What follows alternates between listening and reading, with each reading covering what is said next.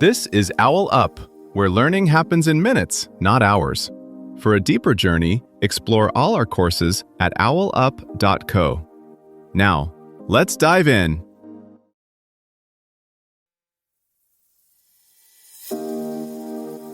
Chapter 5 of Curious Math, Numbers That Change the World. The Fibonacci Sequence, Nature's Hidden Code. In this chapter, you'll learn illustrate how the Fibonacci sequence is formed and its mathematical properties. Let's dive in! A single simple rule helps sunflowers pack hundreds of seeds, guides modern network algorithms, and quietly shapes designs we find beautiful. In this episode, we'll step into that hidden pattern and ask, why does nature keep choosing the same strange recipe? Mathematicians see the Fibonacci sequence everywhere, wrote Ian Stewart, because it's one of the few growth scripts nature seems to reuse. In this episode, we're going to treat that script less like a mystical code and more like a practical blueprint, and ask why our technology keeps copying it.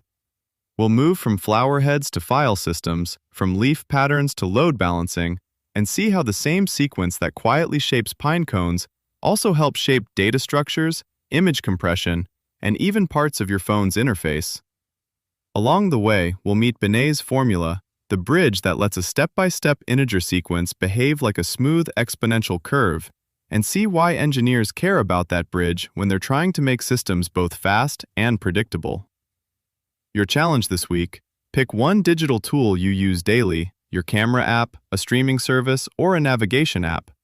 Spend a few minutes researching whether it relies on algorithms for optimization, search, or compression. Then, dig one layer deeper. Can you find any mention of Fibonacci or golden ratio-related math in its underlying techniques or similar tools? Even if your specific app doesn't use it, note where such methods do appear in that domain. Developers don't just borrow Fibonacci ideas for beauty, they use them to make systems behave well under pressure. When workloads spike or data suddenly grows, it helps to have growth steps that don't waste space yet avoid constant resizing. That's why you'll see Fibonacci-like progressions show up in memory allocation sizes, in how some back-off timers increase during repeated network failures, and in search strategies that quickly narrow down where to look next.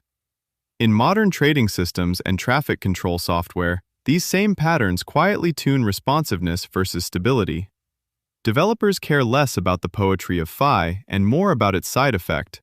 Certain golden step sizes make systems feel smoother and more predictable. Take scrolling. Interface designers sometimes place key elements, search bars, primary buttons, thumbnails, near golden ratio positions of the screen, not for mysticism, but because users tend to pause, tap, and refocus near those breakpoints. A layout that repeatedly lands your attention where decisions happen reduces tiny bits of cognitive friction. Over millions of interactions, that matters. In scheduling and load balancing, Fibonacci-like progressions show up as a way to escape bad rhythms. If retry delays or sampling intervals use simple multiples, 2 seconds, 4, 6, 8, they can accidentally sync with other periodic events and create waves of congestion. Slightly incommensurate steps, related to phi, help break that synchrony so spikes smear out instead of reinforcing each other. Search is another quiet beneficiary. Besides classical techniques like Fibonacci search on ordered lists, similar progressions appear in heuristic search for games and pathfinding. When you must decide how far ahead to look with limited time, it's useful to expand your horizon in a way that quickly widens coverage without overshooting into pointless depth.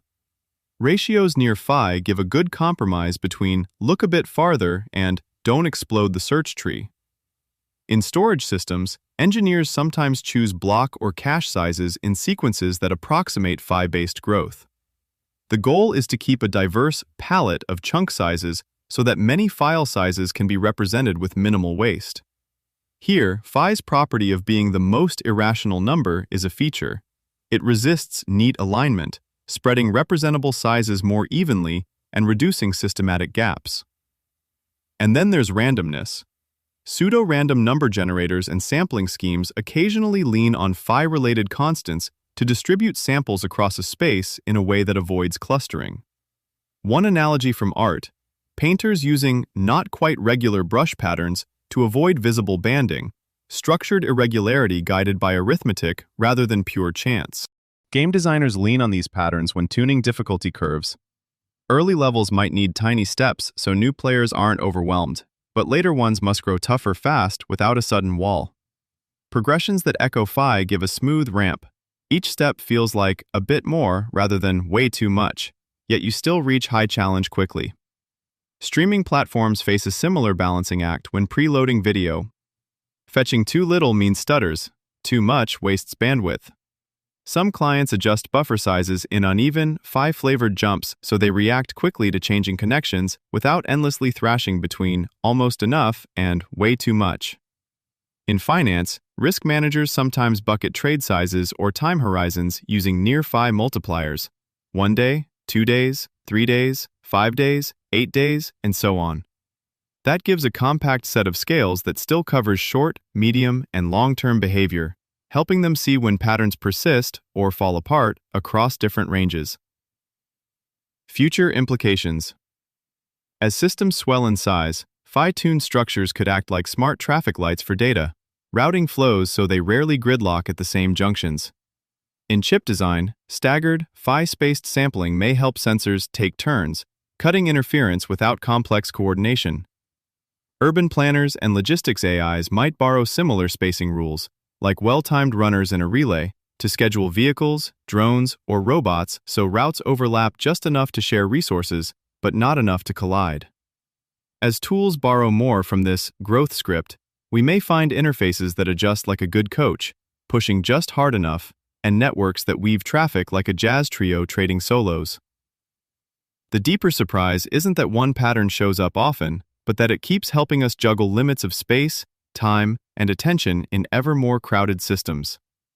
To go deeper, here are 3 next steps. 1. Grab a free spiral generating tool like GeoGebra, web, or app, search Fibonacci spiral construction, and actually build your own spiral step by step, adjusting the squares so you can see how the golden rectangles emerge on screen. 2. Open Google Arts and Culture and look up Fibonacci or golden ratio, then compare the spiral overlay to at least 3 artworks or buildings mentioned in the episode, like the Parthenon or Da Vinci's work, to test whether the proportions really match what you heard. 3. Download the Fifox app or use a stopwatch and ruler and go outside to measure real plants, sunflower heads, pine cones, or succulents, counting spiral arms in each direction and logging your numbers in a simple spreadsheet to see where the Fibonacci pattern shows up in your own environment. This was OwlUp, your daily step forward. This series continues with more chapters on OwlUp.co. Visit OwlUp.co to access the complete course and continue your learning journey. See you there!